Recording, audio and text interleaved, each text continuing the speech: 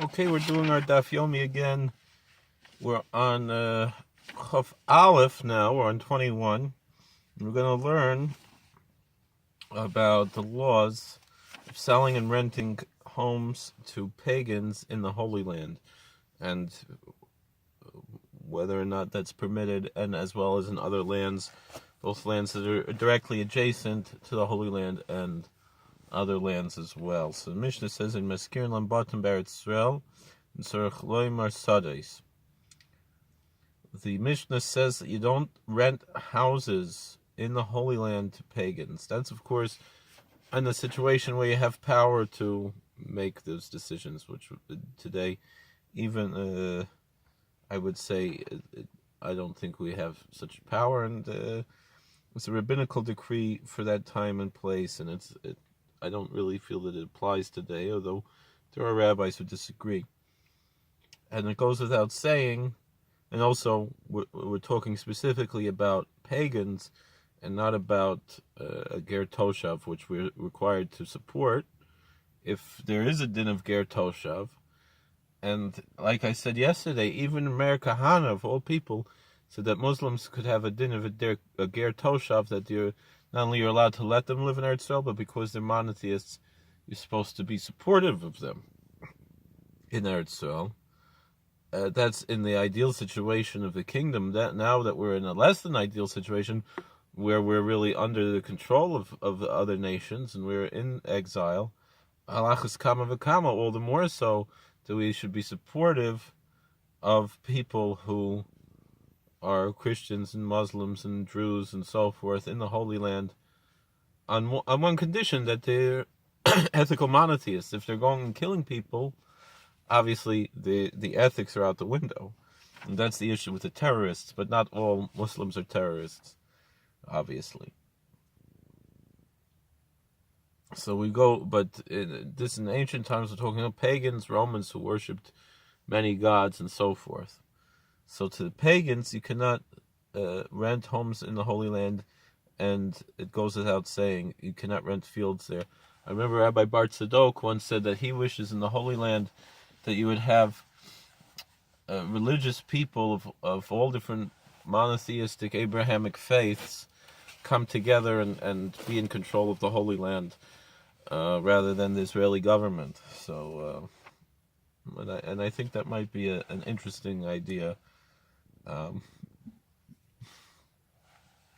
for our modern situation.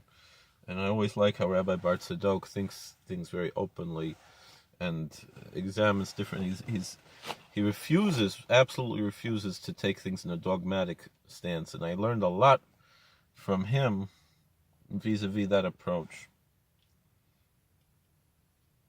So that's in the Holy Land. You cannot rent neither homes or fields.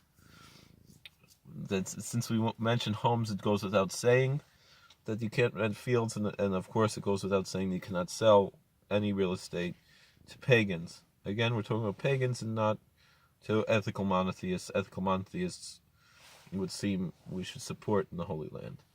Uvisuria, in the ideal situation, and all the more so today. Uvisuria, when we're under them, really,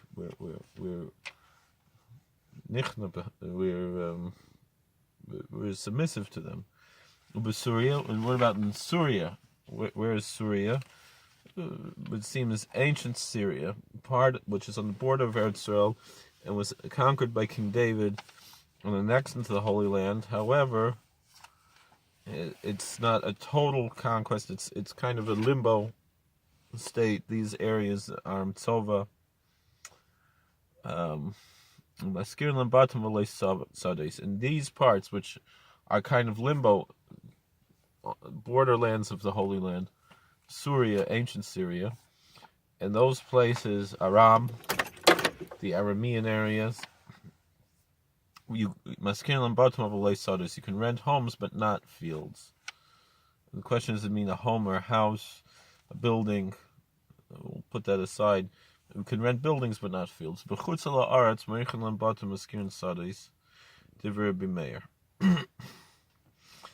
Outside the Holy Land, you can sell houses to pagans, and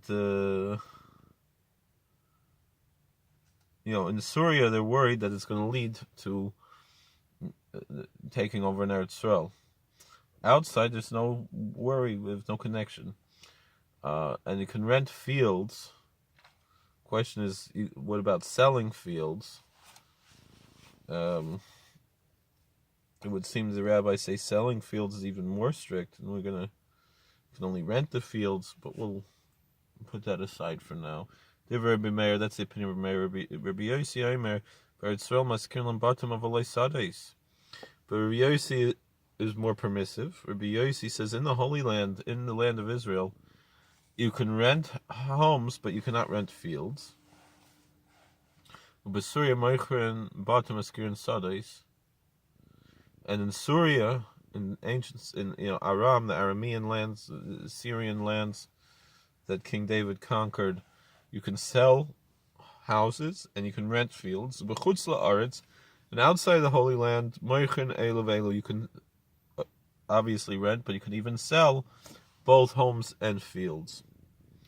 Mishnah goes on, af makom she'amar lahaskir leila ve'stira amru. Mishnah says that when we're saying that you can rent, we're talking about renting a house. It's not for a home to live in, but rather a building to do business or something. That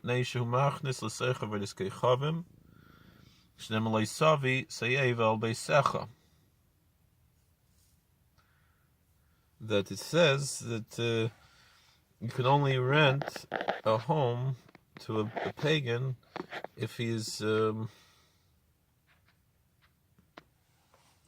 if he is you can't rent a home to a pagan. You can only rent a building, because a home where he lives, there he's going to bring in idols, and you're going to bring and it says you should not bring any abomination to your house. It's still your house if you're renting it. You're selling it, a different story. But if you're renting it, so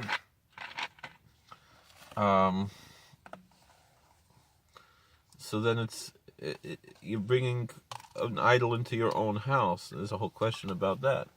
But if you sell it, then you don't have any business in it. This is going to be discussed in the Gemara as well. I seem to remember learning this already. I did learn already, but I thought we spoke about this in the Gemara already. I think maybe this was discussed earlier. You can't rent a bathhouse to a pagan, because then they know that the Jew owns it, and they're heating the water, and there are other things. It's the issue of Marasayan. It's the same thing. Like, maybe can you let a Gentile drive your car on the Sabbath? People might think the Jew is driving. Those type of things. So the Gemara asks, in fact, the Gemara, "Ma'in tzarich lemer sadis." What does it mean that you don't need to say? It goes without saying. You cannot rent fields. Why is renting fields more obvious than renting houses in the Holy Land? Maybe it has two issues, unlike a house. Maybe one is that he has a holding in the land, which is also an issue with the house. The other is the field loses the mitzvah of taking meiser, or other mitzvahs that are applied to the land when a Gentile buys it. The whole question of heter mechira, right? It wasn't Rabbi Kook's invention. It was an idea, but Rabbi Kook pushed very much the heter mechira on Shemitah. And does this have an issue with that? You could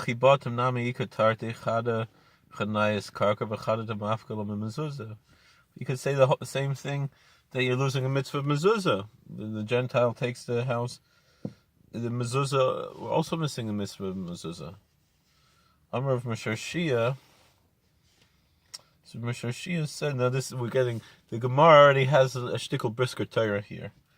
Mezuzah, it's that type of charifus. Mezuzah chayvus hadarhu. Right? In brisk they always ask, there's a difference between a a choivis gavra and a gavra and a chefza, right? So here it says the mezuzah is a choivis gavra. It's not a mitzvah on the house. It's a mitzvah on the person living in the house. So it's not that the loss of the mitzvah of the mezuzah is not an issue, but the meiser maybe is. And that's why we say in tzarich loymar. That goes without saying. Vayter, the Mishnah says, "B'Surya maskir and bottom." In Surya, you could rent houses but not fields, according to Reb Meir's opinion. Ma'ishna mechira dalai, shemechira Eretz Yisrael, yihachi meschiras nami nigzer. So what difference does it make to sell and rent in Eretz Yisrael and in Surya? You could sell houses. You can't sell houses in Surya because of Eretz Yisrael, because you're going to sell in Eretz Yisrael. The same thing could be with renting. So what difference? So he gufa gzeira. So the answer is the whole prohibition against renting in the Holy Land is a rabbinical decree. Banan nekum nigzer gzeira l'gzeira. Should we go and make one decree on a second decree? No, it's unnecessary. It's taking it too far. Wait a second, renting in Surya is also one decree atop another decree. So why don't we make a decree atop another decree? Hasam lav gzeirahu kasaver kibush yachad shmei kibush. So the answer is it's not a rabbinical decree of selling in Surya, because Rameir holds that an individual conquest is a conquest, and when King David conquered Surya, it became part of Eretz Yisrael, and which biblically you're not allowed to sell. So the answer isn't an issue of gezer al gabe gezerah, of one decree atop another decree, and we're going to have like too many decrees, but rather the issue is that the rabbis issued the decree about renting because with houses it only has one issue, and with fields there's two issues. Vayter, the Mishnah says b'chutz la'aretz, that outside of Eretz Yisrael, when Meir holds you can sell houses and you rent fields, and Rabbi Yossi holds you can sell everything. Sada the East Tarte gozer bu rabbanan, bottom the Leis b'hu Tarte like gozer b'hu rabbanan. So in the Holy Land, a field has two issues, and so the rabbis made a decree, against renting and selling, and the homes don't have to, so they didn't make a gezerah. They didn't make. So what about outside Eretz Yisrael? There's no issue. So however, the reason why they made the decree about outside of Eretz Yisrael is because they're worried that, according to a mayor, that if you sell outside of Eretz Yisrael, you're going to wind up selling in Eretz Yisrael also. Obviously, Rabbi Yossi doesn't hold like that. Rabbi Yossi Omer be'Eretz Yisrael maskin on bottom. Rabbi Yossi holds in Eretz Yisrael you could rent houses. My time is sadis the isbu tarte gozu bu rabbanan, bottom the isbu tarte gozu bu rabbanan. So Rabbi Yossi holds that fields have two issues, so that's why the rabbi said not to rent. But houses don't have two issues, so they didn't make a decree against rentals. B'Surya Marichin, and Rabbi Yossi holds in Surya you can sell fields, you can sell houses and rent fields. My time kasav kibush yachad loish me kibush. Why does Rabbi Yossi hold that? Because he doesn't hold that an individual conquest is a conquest. So Surya is not a biblical part of Eretz Yisrael; it's a rabbinical part of Eretz Yisrael. Sadi isbatar tegazu b'rabbanan. The field in Eretz Yisrael has two issues. That's why the rabbis even said you cannot sell a field in Surya, because it could lead to selling a field in Eretz Yisrael, and that is an issue. So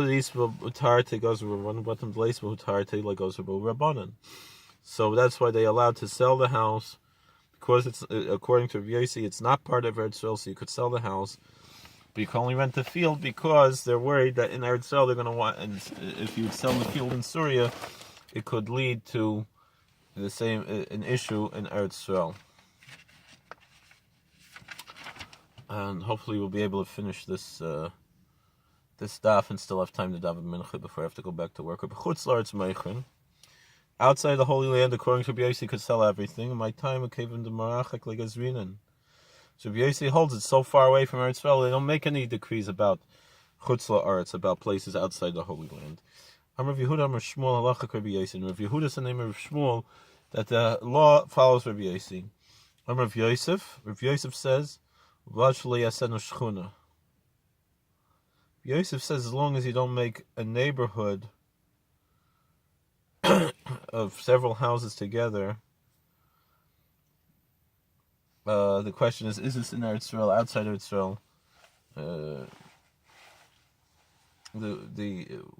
Some people hold that maybe it's an issue that they might go and attack the Jews. They're different. So anyway, we're not going to discuss this too far. Question is, how much is a neighborhood? Tana ein shchuna pechusim shloisha b'nei adam. A neighborhood it can't be less than 3 people. If you have 3 people, that's already a neighborhood, and it could be an issue.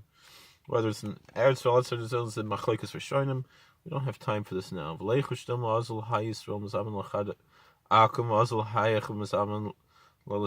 what if one Jew? Why are you allowed to even sell to one if maybe the one Jew is gonna sell to one pagan, and then another Jew is gonna sell to 2, and you'll have a neighborhood. There goes the neighborhood. Amar Abaya, a leaf name of a kedidin, a leaf name of kedidin, like mepekedinan. So Abaya says we're only worried about putting a stumbling block in front of the blind person, but not a stumbling block in front of a stumbling block in front of it. It's too much. You don't have to worry so much. Calm down a little bit. The Mishnah continues to say even a place where you're allowed to rent, it's only for a business place, not a place of business, not for a home. Because if you're renting, then you're bringing idols into your house. We call the ikaduch le migrate. So that seems to say that sometimes you can't rent to pagans. So that shows that it's like Reb Meir, and usually an anonymous mission is like Reb Meir. The Rabbi Yossi bechol duch the migrate. Because Rabbi Yossi holds you can, meaning it shows the fact that it says and in the place where you can rent, it's like this. It shows that there's some place where you can't rent, and so that shows that we follow Reb Meir and not Rabbi Yossi. So why are we saying the halacha is like Rabbi Yossi?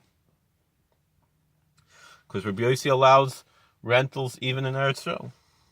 Anyway, we'll go weiter. The Mishnah concludes, "B'chol makom le'yiskar." You can never rent a bathhouse.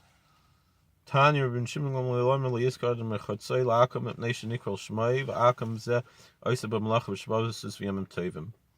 If a brayso says, Rabbi Shimon Gamliel says you don't rent a bathhouse to a pagan, because people are going to know that it belongs to the Jew, and when they see the pagan doing work on Yontif and Shabbos and Yontif, heating up the water and so forth, it could be they're going to think the Jew did it. What about the Samaritan? Samaritans keep Shabbos, so then you are allowed to rent to them, because you're not going to have this issue.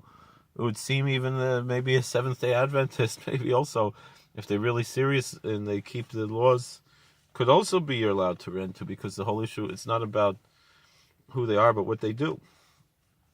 But Mistama, we'll put that aside. We're not going to discuss, because like we said before, they have the din of Ger Toshav. Would seem even the Ger Toshav could be the issue. What if he's going to promise he's going to close on Shabbos? Maybe that could be okay. So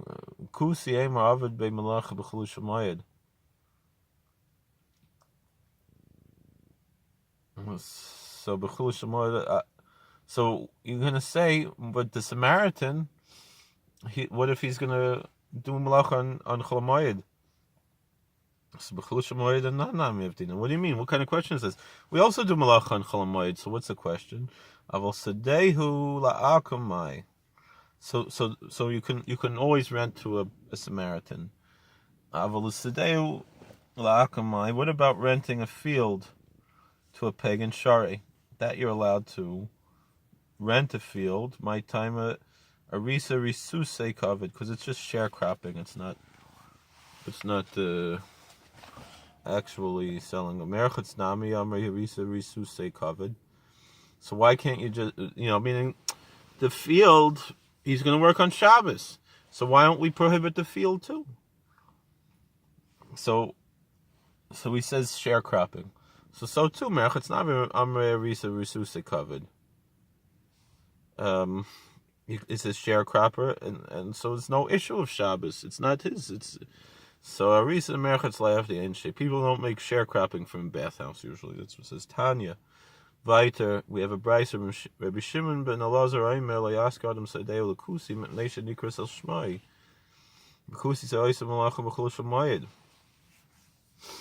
So brayse says, Rabbi Shimon Elazar says you cannot rent a field to a Samaritan on Cholamot because people know it's the Jews' field, and he's going to say that the Samaritan is doing work on Cholamoid. Covered. What issue is there? But for a pagan, we say it's sharecropping. So for the Samaritan, we could also say sharecropping.